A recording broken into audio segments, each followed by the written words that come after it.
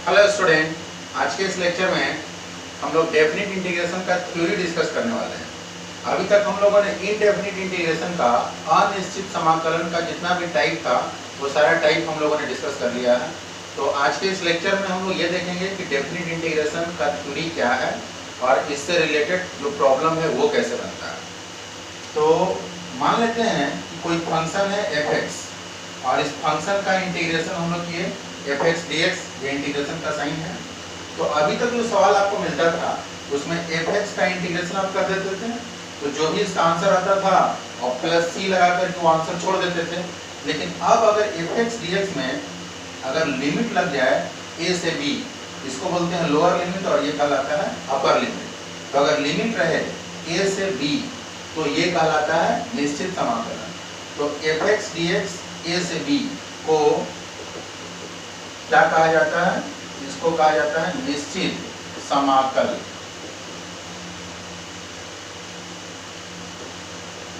निश्चित समाकल या समाकलन कहा जाता है। अब इसको निश्चित समाकलन क्यों कहा जाता है? क्योंकि निश्चित समाकलन का एक फिक्स मान होता है, एक निश्चित मान होता है। जैसे अभी तक जो सवाल आप बनाते थे उसमें कोई भी फलन का अगर इंटीग्रेशन होता था, जैसे cos x, तो cos x का इंटीग्रेशन क्या होता था? sin x plus c। तो sin x प्लस c, तो इसमें जो हमारा आंसर आता था वो x के पद में होता था और उसमें c भी होता था। तो x के पद में है मतलब इसका कोई निश्चित मान नहीं है। x बराबर 0 डिग्री पर मान कुछ और आएगा, x बराबर 45 डिग्री पर मान कुछ और आएगा। मतलब अभी तक जो सवाल हम लोग बनाते थे उसका कोई निश्चित मान नहीं आता था। लेकिन अब अगर हम लोग सवाल बनाएंगे तो इसका एक निश्चित मान आएगा। तो f(x) dx को निश्चित समाकलन कहा जाता है, जहां a को लोअर लिमिट तथा b को अपर लिमिट कहा जाता है। ठीक है। और निश्चित समाकलन का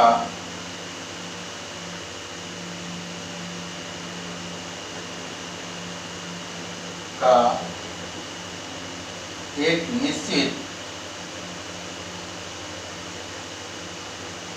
मान होता है।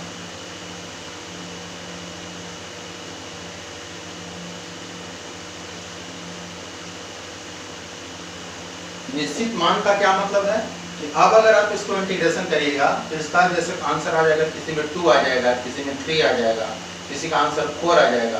तो 2, 3, 4 ये सब एक निश्चित मान है, वो बदल नहीं सकता है। इसलिए इसको हम लोग डेफिनिट इंटीग्रेशन बोलते हैं। इसको नोट करिए।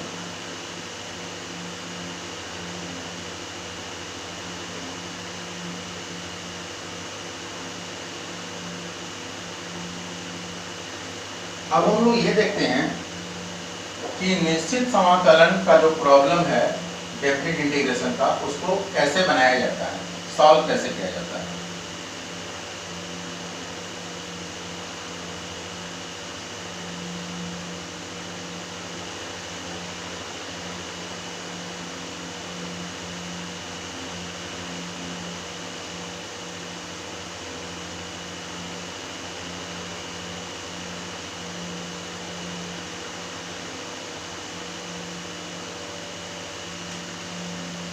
देखिए,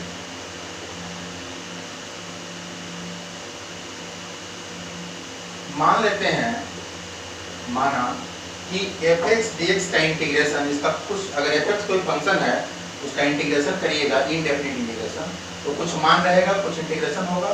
तो f(x) का इंटीग्रेशन हम मान लेते हैं क्या है? gx और प्लस c। इनडेफिनिट इंटीग्रेशन में इंटीग्रेशन करके हम लोग c भी लगाते हैं। तो मान लिए कि f(x) का इंटीग्रेशन क्या है? gx plus c। तो f(x) dx a से b, इसका इंटीग्रेशन कैसे निकलेगा? जब इसमें लिमिट लग जाएगा a से b, तो इसका इंटीग्रेशन निकालने के लिए हम लोग क्या करते हैं कि gx प्लस c तो पहले निकालते ही हैं, फिर इसका इंटीग्रेशन पहले निकालेंगे और यहाँ पर ये हो जाएगा लोअर लिमिट और ये हो जाएगा अपर लिमिट। मतलब इनडेफिनिट इंटीग्रेशन जो भी होगा f(x) का अनिश्चित समाकलन क्या है? gx। तो एफ एक्स डी एक्स ए से बी का वैल्यू निकालना है, तो सबसे पहले एफ एक्स का इनडेफिनिट इंटीग्रेशन निकालेंगे, वो क्या है हमारा जी एक्स प्लस सी। और अब इसमें हम लोग यहाँ लिमिट लगा देंगे, ये लोअर लिमिट होगा और ये अपर लिमिट होगा। इसके बाद क्या करेंगे कि जहाँ जहाँ एक्स इसमें रहेगा उस सब जगह पहले अपर लिमिट देंगे, तो ये हो जाएगा जी बी प्लस सी अपर लिमिट और माइनस, और अब एक माइनस का साइन लगा के और फिर जहाँ जहाँ एक्स रहेगा वहाँ वहाँ लोअर लिमिट देंगे, तो ये हो जाएगा जी ए प्लस सी। इसको थोड़ा सा सॉल्व कर लेते हैं, तो जी बी प्लस सी, ये माइनस से मल्टीप्लाई करिए, माइनस जी ए माइनस सी, यहाँ से सी हमारा कैंसिल हो गया, तो इसका वैल्यू कितना आया जी बी माइनस जी ए। तो अगर हम लोगों को इन डेफिनिट इंटीग्रेशन का वैल्यू निकालना है, निश्चित समाकलन का वैल्यू निकालना है एफ एक्स डी एक्स ए से बी, तो सबसे पहले एफ एक्स का इंटीग्रेशन करेंगे इनडेफिनिट इंटीग्रेशन, तो आएगा जी एक्स प्लस सी के रूप में। और अब जब हम लोग यहाँ पर लोअर लिमिट और फिर अपर लिमिट देंगे, तो सबसे पहले अपर लिमिट देते हैं फिर माइनस लोअर लिमिट, तो ऐसा करने से क्या होता है कि सी से सी हमारा कैंसिल हो जाता है। तो अब आगे जब भी हम लोग सवाल बनाएंगे और अगर किसी भी फंक्शन का इंटीग्रेशन करना होगा, तो जब उसका अनिश्चित समाकलन निकालेंगे तो उसमें हम लोग सी नहीं देंगे। क्यों नहीं देंगे? क्योंकि आगे चल के ये सी और सी हमारा क्या हो जाता है, कैंसिल हो जाता है। तो जब हम जान रहे हैं कि आगे चल के सी और सी कैंसिल हो जाएगा, तो हम लोग अब आगे सी नहीं देंगे, डायरेक्ट इसका इंटीग्रेशन निकालेंगे जी एक्स और फिर upper limit g b minus g a. मतलब इंटीग्रेशन निकालना है अगर एफ एक्स डी एक्स का ए से बी, तो सबसे पहले विदाउट लिमिट इंटीग्रेशन निकालेंगे, बिना लिमिट का। वो मान लेते हैं कि जी एक्स आएगा, तो जी एक्स दे देंगे, सी नहीं देंगे, और फिर अपर लिमिट जी बी और माइनस जी ए। एक बार अपर लिमिट माइनस का साइन लगा के फिर लोअर लिमिट। ऐसा करने से इसका कुछ निश्चित मान आ जाएगा, इसको नोट करिए।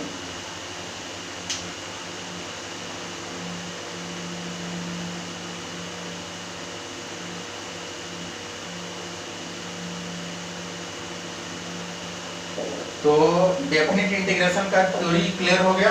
अब सबसे इंपॉर्टेंट है इसका एप्लीकेशन, कि इस पर हम लोग सवाल कैसे बनाएंगे। कुछ एग्जांपल आप लोग देख लीजिए।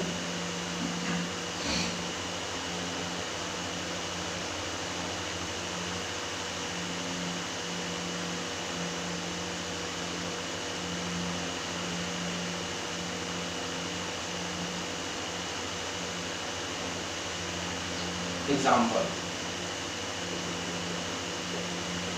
पहला, i इक्वल टू लिमिट है 0 से 1 और यह है 4x cube plus 3x square minus 2x plus 1 dx।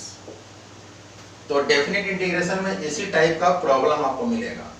तो यहाँ पर ये फलन है fx, इसका इंटीग्रेशन निकालना है और लिमिट है 0 से 1। तो सबसे पहला काम हम लोग ये करते हैं कि इनडेफिनिट इंटीग्रेशन में जैसे भी इसका इंटीग्रेशन निकालते थे वैसे पहले हम लोग इंटीग्रेशन निकालेंगे। तो 4x क्यूब का इंटीग्रेशन क्या होगा, 4 कांस्टेंट है तो बाहर रहेगा, और x क्यूब का इंटीग्रेशन क्या हो जाएगा, x4/4, x के पावर n पर आ जाएगा, प्लस 3 कांस्टेंट है बाहर रहेगा, x स्क्वायर का x3/3, माइनस 2 कांस्टेंट है बाहर रहेगा, x का x²/2, प्लस यहाँ है 1 dx।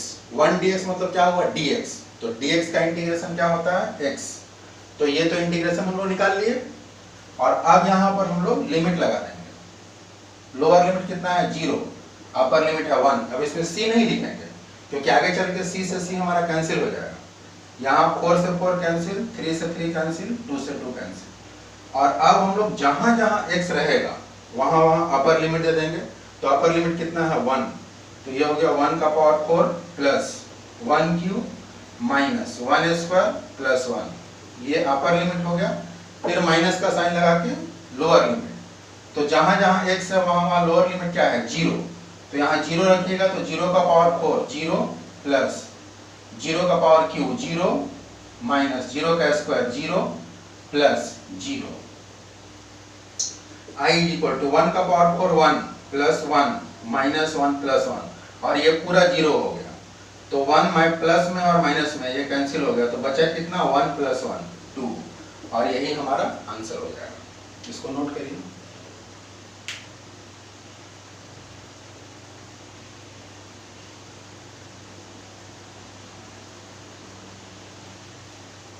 चलिए कुछ एग्जांपल और हम लोग डिस्कस करते हैं।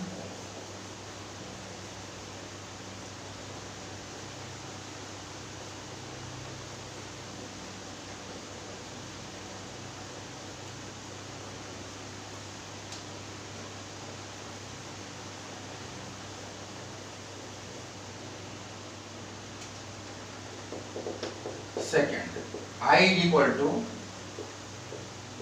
tan square x dx, limit है 0 से π/4। तो अब इसका इंटीग्रेशन हम लोगों को कैसे निकालना है? अगर यहाँ 0 से 4 ये लिमिट नहीं रहता, सिर्फ tan स्क्वायर x रहता, तो ये इनडेफिनिट इंटीग्रेशन का केस हो जाता। लेकिन इसी में सवाल में लिमिट दे दिया 0 से π/4, तो अब ये डेफिनिट इंटीग्रेशन का सवाल हो गया। तो तरीका क्या है कि सबसे पहले इसका इंटीग्रेशन करिए। तो अब ये बताइए कि tan स्क्वायर x का इंटीग्रेशन कैसे होगा? tan स्क्वायर x का इंटीग्रेशन में डायरेक्ट कोई सूत्र होता है? तो tan स्क्वायर x का इंटीग्रेशन में डायरेक्ट कोई सूत्र नहीं होता है, लेकिन tan स्क्वायर x को हम लोग लिख सकते हैं sec square x minus 1 dx, और ये लिमिट लिख देंगे 0 से π/4। ठीक है। अब आइए, ऐसा इसको tan स्क्वायर x को इस रूप में लिखने से ये फायदा हुआ कि अब sec स्क्वायर x का फॉर्मूला होता है इंटीग्रेशन में। तो sec स्क्वायर x का क्या फॉर्मूला होता है? tan x, और माइनस dx का इंटीग्रेशन x। तो ये तो इंटीग्रेशन हो गया किसका? tan स्क्वायर x का। और अब हम लोगों को लिमिट लगाना होगा। तो लिमिट यहाँ पर 0 से π/4, और अब यहाँ पर जहां जहां x है इसमें c देने की जरूरत नहीं है, जहां जहां x है वहां वहां π/4 दे देंगे।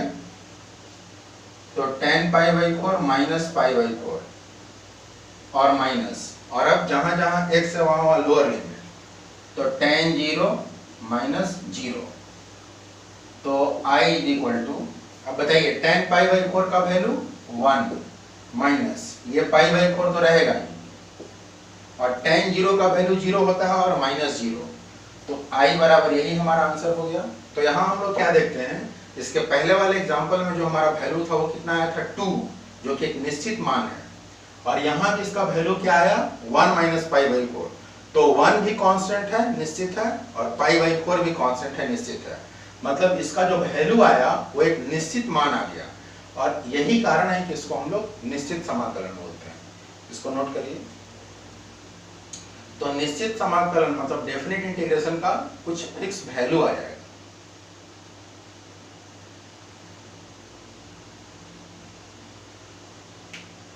चलिए कुछ एग्जांपल और हम लोग डिस्कस करते हैं।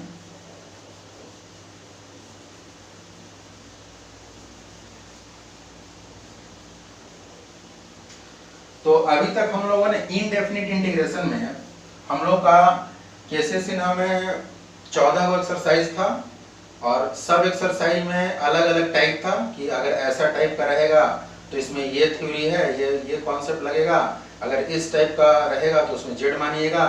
किसी में साइन थीटा मानते थे, किसी में कॉस थीटा मानते थे, किसी में पार्शियल फ्रैक्शन लगाते थे। मतलब हर टाइप में अलग अलग सबका प्रोसेस था इंटीग्रेट करने का। लेकिन डेफिनेट इंटीग्रेशन में क्या किया है कि एक ही एक्सरसाइज में सारा कॉन्सेप्ट दे दिया है। इनडेफिनिट इंटीग्रेशन का जो 14 एक्सरसाइज था वो सारा एक्सरसाइज का प्रॉब्लम एक ही एक्सरसाइज में दे दिया है। मतलब ये आपका इनडेफिनिट इंटीग्रेशन का रिवीजन हो गया। इसमें हो सकता है कि पहला सवाल आपका प्रतिस्थापन विधि का हो, तो दूसरा सवाल हो सकता है पार्शियल फ्रैक्शन का मिल जाए, या तीसरा सवाल हो सकता है कि इंटीग्रेशन बाय पार्ट्स का मिल जाए। तो इसलिए इसमें सारा आपका पूरा जितना भी इनडेफिनिट इंटीग्रेशन का टॉपिक है वो सबका रिवीजन हो जाएगा। तो इसमें तीसरा एग्जाम्पल जो है वो है I इक्वल टू, इसमें लिमिट है आपका 0 से 4 dx divided by root under x square plus 2x plus 3। अब इसका हम लोगों को इंटीग्रेशन करना है। तो अब ये देखते हैं कि ये इंटीग्रेशन कैसे होगा। पहले हम लोग को इंटीग्रेशन करना होगा इनडेफिनिट इंटीग्रेशन, जैसे कि जिस तरीके से हम लोग इंटीग्रेशन करते थे वैसे इंटीग्रेशन करके, और लास्ट में हम लोग लिमिट लगा देंगे। तो आप ये बताइए कि ये इंटीग्रेशन के किस रूप का है?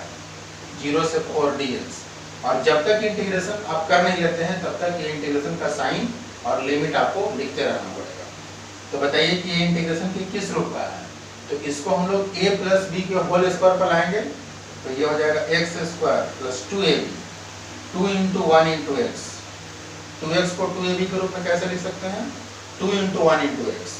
अब बताइए कि यहाँ b का काम कौन कर रहा है, इसको अगर a माना जाए तो a स्क्वायर प्लस 2a, और b का काम कौन कर रहा है 1, तो 1 यहाँ जोड़ देंगे और 1 घटा लेंगे, तब ना बैलेंस होगा।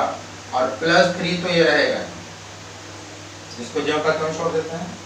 I इज इक्वल टू 0 से 4 dx डिवाइडेड बाई, बताइए यहाँ से लेकर के यहाँ तक एक फॉर्मूला पर आ गया a प्लस बी का होल स्क्वायर, तो ये रूट तो रहेगा ही, x प्लस 1 का होल स्क्वायर, और ये हो जाएगा 3 माइनस 1, तो 3 माइनस 1 का मतलब क्या होता है, प्लस 2। तो अब आगे इसको हम लोग कैसे लाएंगे, I इज इक्वल टू ये आपका 0 से 4 dx बाई रूट अंडर ये x प्लस 1 का होल स्क्वायर, और प्लस 2 को हम लोग लिख सकते हैं रूट 2 का स्क्वायर। तो अब ये किस फॉर्मूला पर आ गया, ये आ गया dx by root under x square plus a square. तो ये जो सवाल था ये आपका किस एक्सरसाइज में था, इनडेफिनिट इंटीग्रेशन का शायद 12 या 12 एक्सरसाइज में इसका कॉन्सेप्ट था 19.12 में। तो 19.12 का कॉन्सेप्ट इसमें लग गया। तो ये कौन से फॉर्मूले पर है, ये है dx by root under x square plus a square. तो dx by root under x square plus a square का क्या फॉर्मूला होता है, इसका होता है log x। तो x प्लस 1, यहाँ x का काम कौन कर रहा है, x plus 1 plus root under x square plus a square. तो ये हो जाएगा x प्लस 1 का whole square plus a square मतलब क्या है, रूट 2 का स्क्वायर, तो रूट 2 का स्क्वायर मतलब हो जाएगा 2, और यहाँ पर ये तो हमारा इसका इंटीग्रेशन निकला।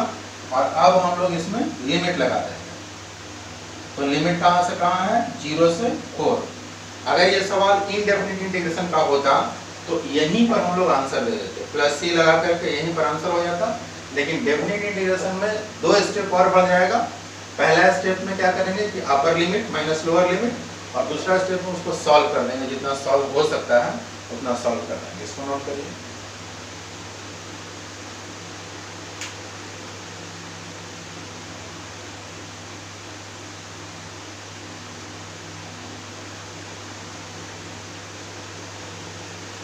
तो अब हम लोग इंटीग्रेट कर दिए, और अब हम लोगों को लिमिट पुट करना है।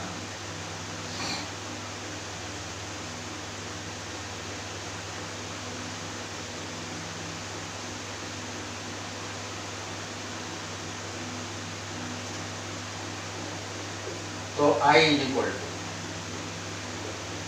टू लॉग, पहले अपर लिमिट पुट करिए, तो इसमें जहां जहां x है वहां वहां x की जगह पर अपर लिमिट कितना है 4, तो 4 रखिए। तो ये हो जाएगा 4 plus 1 plus root under 4 plus 1 का स्क्वायर प्लस 2, ये अपर लिमिट हो गया, और माइनस का साइन लगा करके फिर लोअर लिमिट लॉग। और अब जहां जहां x है वहां वहां लोअर लिमिट कितना है 0, तो 0 plus 1 plus root under 0 plus 1 का स्क्वायर प्लस 2। तो ये तो हम लोग वैल्यू पुट कर दिए।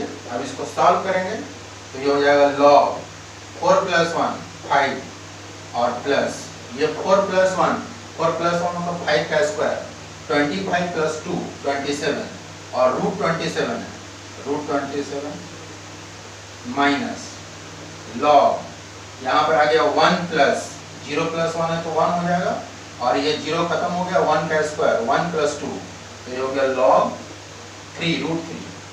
और इसको सॉल्व कर सकते हैं, ये आ गया log m minus log m पर, तो क्या होता है log m बाई m, तो 5 प्लस m का काम कौन कर रहा है 5 प्लस 27 को लिख सकते हैं 3 रूट 3।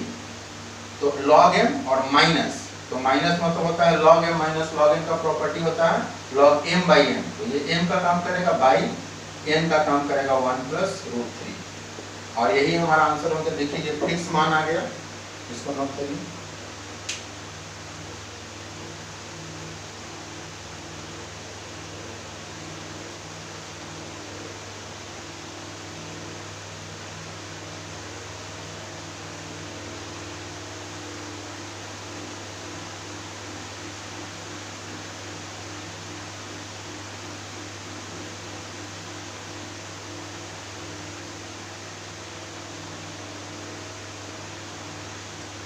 चलिए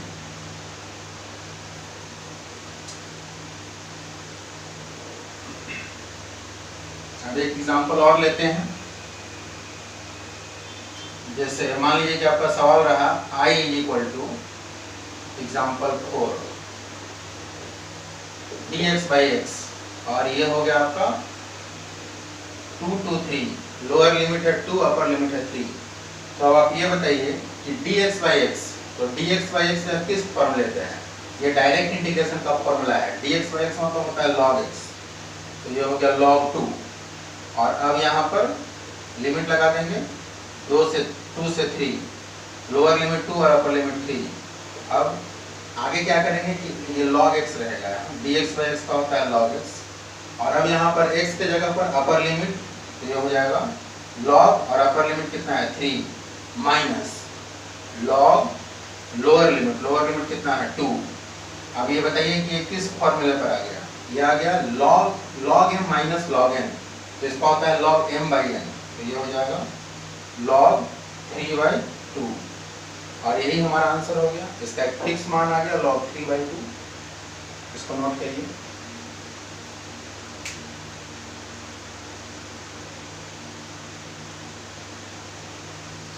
तो डेफिनेट इंटीग्रेशन का थ्योरी हम लोगों ने क्लियर कर लिया। तो इसमें क्या करना है कि इनडेफिनिट इंटीग्रेशन में जैसे भी आप सवाल बनाते थे, तो डेफिनेट इंटीग्रेशन में क्या करना है कि पहले उसको इनडेफिनिट इंटीग्रेशन की तरह इंटीग्रेट कर दीजिए। सी नहीं लगाना है इसमें, एक्स्ट्रा काम यही करना है कि लिमिट लगा देना। एक बार अपर लिमिट पहले देना है, फिर माइनस लोअर लिमिट, और इसको सॉल्व कर लेना है। तो आप केसी सिन्हा का एक्सरसाइज 20.1 का 1 to 19, ये टाइप 1 है 1 to 19, तो पहले 1 to 19 आप बनाइएगा और इसमें जो डाउट होगा वो डाउट पूछिएगा, तो उसको नेक्स्ट वीडियो में हम लोग उस डाउट को क्लियर कर लेंगे। बहुत बहुत